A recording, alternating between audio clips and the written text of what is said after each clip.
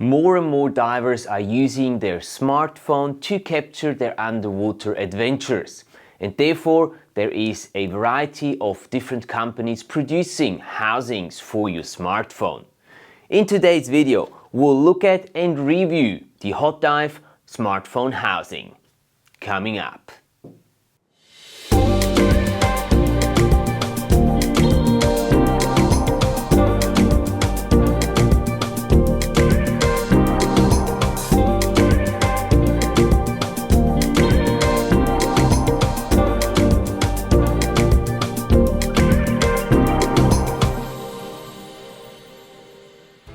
Hi and welcome back to the Underwater Filmmaking School and today's video. Thank you so much for tuning in again. If you're new here, my name is Matthias. I'm an underwater cinematographer and filmmaker based in Zurich, Switzerland. And here on this channel we talk about anything to do with underwater videography and underwater filmmaking with the aim of making you a better underwater filmmaker and helping you capture your underwater adventures in the best possible way. Now, in today's video, we'll look at the smartphone housing made by the company HotDive. What is it exactly? It is, as the name suggests, a housing for your smartphone. It will work with any iPhone model and with most Android models as well. It is built from aluminium, mostly at least, and is depth rated down to a depth of 80 meters, which is probably way more than any of us will ever go to. It works with a separate app that you have to install onto your smartphone and then connect to the housing itself to be able to control the camera functions of your phone. Now, the special thing about this housing is that it does come with a depth and a temperature sensor. Thus, it has a computer, a dive computer integrated into it as well. This applies to the Pro model. There's two models. There's the Pro model, which actually has the depth and temperature sensor and therefore also the dive computer function integrated, and there is also the basic, the normal model, which does not have that depth and temperature sensor integrated into it. It also comes with a vacuum system and you can choose in between different modes when taking it underwater. You can choose in between a diving mode and a scuba diving mode, I better say, and a free diving mode. You can add lenses, wet lenses, onto the housing. There is specific macro and wide angle lenses, which I did not have for my testing and my review, so I can't really say anything about these lenses, but there is the option of adding extra wet lenses onto the rig. Price-wise, you're looking at the base model that doesn't have a depth and temperature sensor in it and therefore no computer available either. You're looking there at $299, and for the Pro model, having the sensors and therefore also the dive computer option, you're looking at $349. The HotDive smartphone housing comes in a nice little travel pouch like this one here, which you can just store your smartphone housing within it and transport it on your dive adventures very securely and easily. Also, you'll get some accessories that come with the smartphone housing. You got a little package here, you've got a charging cable, you've got a lanyard that comes with it. There is some silicone grease for your O-ring, there is a spare O-ring, and there is also a little microfiber cloth that comes with it. That's what's all included when you get the HotDive smartphone housing. Enough of the specs for now, let's get into the review section of this video, and let me tell you what I did like about the housing, what I didn't like about the housing, and how I experienced the housing when being used underwater. Now, I had this housing with me on our recent production trip back in November last year when we spent a good week in Egypt and we were producing content for new online classes that will be coming out soon. The housing, we took it on a couple of dives and tested out a few of the functions. I have to be honest, I didn't have an immense amount of time to test out everything in detail, but I think I got a good grasp of what this housing is capable of doing and how well it handles underwater. So let's talk about the build quality first of all. Now the housing itself is made out of about 80% aluminium, which is the whole entire front part, the main part of the housing, and then you've got about 20%, which is the back side, the lid here that opens up for you to be able to place your phone inside. That's made out of plastic. The housing seems very sturdy and robust. It is quite heavy, which is a good thing in my opinion, and it sits quite well in your hands, even when wearing gloves underwater. It seems like the housing is built in a very robust and sturdy way, and I think that it can handle quite a bit of abuse. It definitely doesn't seem like if you drop it once it's gonna break right away like some of the other plastic housings that are out on the market. So that's definitely a good thing.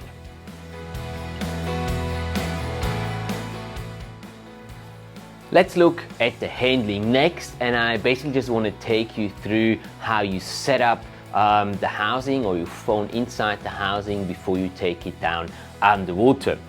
Now, what you need to do obviously is open up the casing first, and after you've installed the app on your phone, you can then just open up the app, turn on the housing, and then once that's done and it has connected, you can then just put the phone inside your housing, close the housing up, and once you've done that, you will get a tiny little red light here. I don't know if you can really see that, but there's a little red light here. Once that's there, it means that the housing is closed, but it's not, the vacuum system is not activated yet. So you do need to take off the little cap that sits here on the vacuum valve, and then pressing the LED button for a couple of seconds.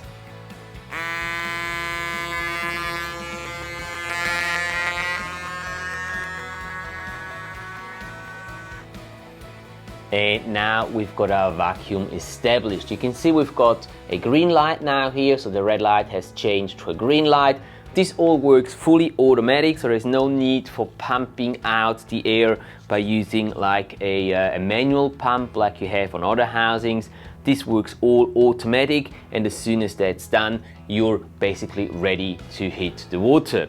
Now on the housing itself, as I said, the handling of the housing, sort of the way it sits in your hands, is really nice. I really like that. It fits nice, or it feels nice and solid. And you've got a big nice shutter button right here at the top, and all the other buttons, they're at your fingertips right there for your right hand, and they work all very easily. You can get into the menu, and then basically inside the menu you can change all the parameters. So you can change, for example, here your white balance, and you can really adjust that to whichever white balance you want, or you can go and do it as a auto white balance. You can do the same with all the other settings that are in here. You can change your resolution. You can change whether or not you want to record RAW files when taking photos. It obviously doesn't work with the video section. And then it also gives you the option of switching in between the different cameras. Now it doesn't give you an option of switching in between the different lenses that your camera has, but you can quite easily switch in between video and photo mode, and you can also switch to the back camera, hello, of your phone. And this is actually quite useful if you want to record selfies underwater. You can do that using the back camera of your phone. You don't have to turn your phone around. I find that quite useful as a little sort of addition on the settings on this underwater housing.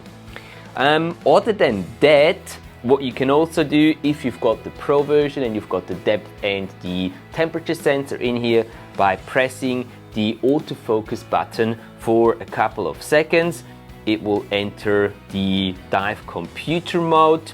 And you've got your compass here, so depending on which way you turn, it will give you the heading down at the bottom. and it will also give you a depth rating and the temperature rating, your dive time, all that sort of stuff. So that's quite handy. If you want to have that on here, you can just quite quickly and easily access it while being underwater.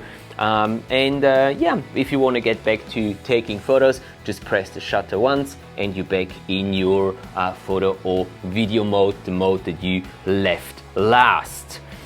Right, what else? Well, it also has a fill light, a little LED built into the housing right here, which you can turn on by pressing the LED button there. It goes in 2 different intensities. It is a nice feature in my opinion.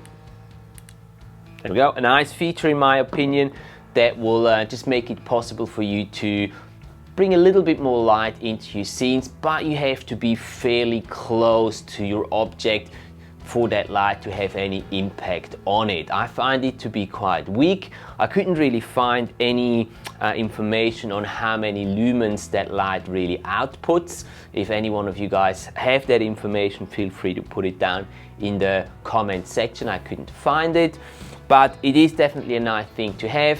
On the other hand, it's just not powerful enough to sort of completely forget about external lights that you might want to bring with you. So having talked about the LED light, let's move on and talk about the things that I like, the features that I like in the HotDive smartphone housing. Well, I do really like that it's built very robust, and I have the feeling that it is gonna last for quite some time, even if being used on a very regular basis. I love how easy it is to use. The buttons are laid out in a very good position, and the pressure point of the buttons is very comfortable to be used, in my opinion. I think you can get to all the major functions quite easily and quickly, and you can set up your phone or the camera app quite easily to fit your requirements and your needs. What I also like a lot is that it has a vacuum system, which gives you the added security of actually having a sealed camera or a sealed housing before you take your camera underwater. Also, I do like a lot that it does work on a battery, on an integrated battery pack that you can just charge using a USB Type-C connector, so you don't end up changing replaceable batteries all the time to make sure that your housing has power. And last but not least, I do think that the LED that is integrated into the housing is a nice little touch, even though I don't think it replaces a proper underwater video light. Looking at the things that I don't like about this housing, there's actually not a lot of these things, but one of them definitely is the lack of ability to choose the individual lenses that are built into your smartphone housing. With other housing manufacturers, you can actually choose which lens you want to use for which shooting scenario underwater. This does not really work with the HotDive smartphone housing. So you're basically stuck with the main lens of your smartphone, and that's basically it. You can't really change to any other lens, which is a pity if you're using a modern smartphone that has a ultra wide lens in there, that has a telephoto lens in there, that has a normal wide lens in there. Being able to switch in between those lenses would make it a lot more versatile to use. Having said that though, they do have sort of a zoom function integrated into the housing, and you can zoom in quite a bit, but it is a digital zoom. And if you go all the way to the maximum zoom in capacity, you can see that the image turns out to be very grainy, and it is at the same time very difficult to keep the camera and the image stable and get a good looking shot that way. So that's not really an option for me to use instead of being able to use, for example, a telephoto lens of my iPhone 13 Pro. Another thing I need to mention here in the I don't like it section is that I think that the LED light that is integrated in the housing, as I said before, is a nice addition, but if you use that regularly, you will actually find that it drains the battery of the housing quite quickly, especially if you use it on the higher setting, like the maximum setting, and if you enter the water with your housing's battery not being fully charged. It happened to me a couple times that I was closing in on an object and I was turning on the LED light, wanting to get some light onto that object, but my housing, the battery of my housing was already sort of lowerish, and then I only got a couple of seconds of light output from the LED, and then it turned itself on to preserve power and not to lose all the power by giving the power all to the LED light, which makes sense, of course, but is a little annoying because, well, in that case, you just can't really use the light at all in such a situation. And last but not least, one thing that I really don't like about the HotDive smartphone housing is that it does not come with a red filter.